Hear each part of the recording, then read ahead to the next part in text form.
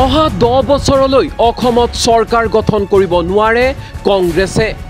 2026ত নহয় 2036 চনতহে কংগ্ৰেছৰ চৰকাৰ হ'ব। লোকসভা নিৰ্বাচনৰ ফলাফলৰ পিছতে সভাপতিৰ পদবী হেৰুৱাব ভূপেন বৰাই। ভূপেন বৰাক সভাপতিৰ গাদীৰ পৰা আঁতৰাব কংগ্ৰেছ হাইকমাণ্ডে। অপসাৰিত হ'ব বিধায়ক জাকিৰ হুছেইন চিকদাৰো। লোকসভা নিৰ্বাচনৰ ফলাফলৰ পিছতে প্ৰদেশ কংগ্ৰেছৰ সভাপতি হ'ব গৌৰৱ গগৈ। গৌৰৱ গগৈক দিয়া হ'ব অসমৰ দায়িত্ব। 2036 চনত কংগ্ৰেছৰ চৰকাৰ হ'লে এই চৰকাৰৰ শক্তিশালী মন্ত্ৰী হ'ব ছলমান খান। চেঙা সমষ্টিত কংগ্ৰেছৰ পৰা টিকট পাব ছলমান খানে। সামাজিক মাধ্যমত ভাইৰেল কংগ্ৰেছ নেতা ছলমান খানৰ বিস্ফোৰক টেলিফোনিক বাৰ্তালাপ। কংগ্ৰেছ নেতা ছলমান খান আৰু এজন কংগ্ৰেছী নেতাৰ বিস্ফোৰক টেলিফোনিক বাৰ্তালাপক লৈ হলঠেকত প্ৰদেশ কংগ্ৰেছ। শুনোৱা হওক কি আছে এই বিস্ফোৰক টেলিফোনিক বাৰ্তালাপত। নিউজ ডেস্ক এনি টক্স। মধ্যে সবচেয়ে বড় ক্যাবিনেট মিনিস্টার আমি যে থাকবো। হ্যাঁ 10 বছর পরে হবো গভর্নমেন্ট, কি প্রবলেম আছে?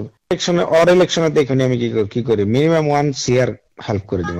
আমি আমার আসামে ধরো আমার পয়সা পাতি নাই অত, কিন্তু আমার কথাই মানুষের টেহা পয়সা নিয়ে পড়ে জানো। হ্যাঁ আজকে যদি আমি কই যে 1 কোটি টাকা ম্যানেজ করে দেন, আমি দেখবো যে একদিনের মধ্যে 1 কোটি টাকা ম্যানেজ করারি। কালকে যখন ইলেকশন মানে ভূপেন বরা তো চেঞ্জ হবে, এটা তোর কোনো 100% গৌরব হবো। আমরা গৌরবদার মানুষ, আমরা ভরত নগরে বানিয়ে নিব। এর মধ্যে সবচেয়ে বড় ক্যাবিনেট মিনিস্টার আমি যে থাকবো। হ্যাঁ 10 বছর পরে হবো গভর্নমেন্ট, কি প্রবলেম আছে? ইলেকশনে দেখুন আমি কি করি, মিনিমাম 1 CR হেল্প করে দিব। আমি আমার আসামে ধরো আমার পয়সা পাতি নাই অত, কিন্তু আমার কথাই মানুষের টেহা পয়সা নিয়ে পড়ে জানো। হ্যাঁ আজকে যদি আমি কই যে 1 কোটি টাকা ম্যানেজ করে দেন, আমি দেখবো যে একদিনের মধ্যে 1 কোটি টাকা ম্যানেজ করারি। কালকে যখন ইলেকশন মানে ভূপেন বরা তো চেঞ্জ হবে, এটা তোর কোনো 100% গৌরব হবো। আমরা গৌরবদার মানুষ, আমরা ভরত নগরে বানিয়ে নিব।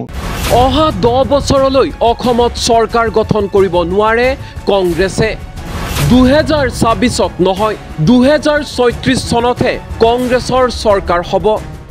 লোকসভা নিৰ্বাচনৰ ফলাফলৰ পিছতে সভাপতিৰ পদবী হেৰুৱাব ভূপেন বৰাই। ভূপেন বৰাক সভাপতিৰ গাদীৰ পৰা আঁতৰাব কংগ্ৰেছ হাইকমাণ্ডে। অপসাৰিত হ'ব বিধায়ক জাকিৰ হুছেইন চিকদাৰো। লোকসভা নিৰ্বাচনৰ ফলাফলৰ পিছতে প্ৰদেশ কংগ্ৰেছৰ সভাপতি হ'ব গৌৰৱ গগৈ। গৌৰৱ গগৈক দিয়া হ'ব অসমৰ দায়িত্ব। 2036 চনত কংগ্ৰেছৰ চৰকাৰ হ'লে এই চৰকাৰৰ শক্তিশালী মন্ত্ৰী হ'ব ছলমান খান। চেঙা সমষ্টিত কংগ্ৰেছৰ পৰা টিকট পাব ছলমান খানে। সামাজিক মাধ্যমত ভাইৰেল কংগ্ৰেছ নেতা ছলমান খানৰ বিস্ফোৰক টেলিফোনিক বাৰ্তালাপ। কংগ্ৰেছ নেতা ছলমান খান আৰু এজন কংগ্ৰেছী নেতাৰ বিস্ফোৰক টেলিফোনিক বাৰ্তালাপক লৈ হলঠেকত প্ৰদেশ কংগ্ৰেছ। শুনোৱা হওক কি আছে এই বিস্ফোৰক টেলিফোনিক বাৰ্তালাপত। নিউজ ডেস্ক এনি টক্স। মধ্যে সবচেয়ে বড় ক্যাবিনেট মিনিস্টার আমি যে থাকবো। হ্যাঁ 10 বছর পরে হবো গভর্নমেন্ট, কি প্রবলেম আছে? ইলেকশনে দেখুন আমি কি করি, মিনিমাম 1 CR হেল্প করে দিব। আমি আমার আসামে ধরো আমার পয়সা পাতি নাই অত, কিন্তু আমার কথাই মানুষের টেহা পয়সা নিয়ে পড়ে জানো। হ্যাঁ আজকে যদি আমি কই যে 1 কোটি টাকা ম্যানেজ করে দেন, আমি দেখবো যে একদিনের মধ্যে 1 কোটি টাকা ম্যানেজ করারি। কালকে যখন ইলেকশন মানে ভূপেন বরা তো চেঞ্জ হবে, এটা তোর কোনো 100% গৌরব হবো।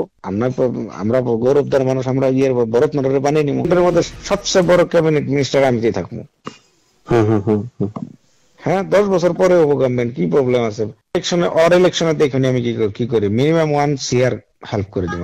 আমি আমার আসামে ধরো আমার পয়সা পাতি নাই অত, কিন্তু আমার কথাই মানুষের টেহা পয়সা নিয়ে পড়ে জানো। হ্যাঁ আজকে যদি আমি কই যে 1 কোটি টাকা ম্যানেজ করে দেন, আমি দেখবো যে একদিনের মধ্যে 1 কোটি টাকা ম্যানেজ করারি। কালকে যখন ইলেকশন মানে ভূপেন বরা তো চেঞ্জ হবে, এটা তোর কোনো 100% গৌরব হবো।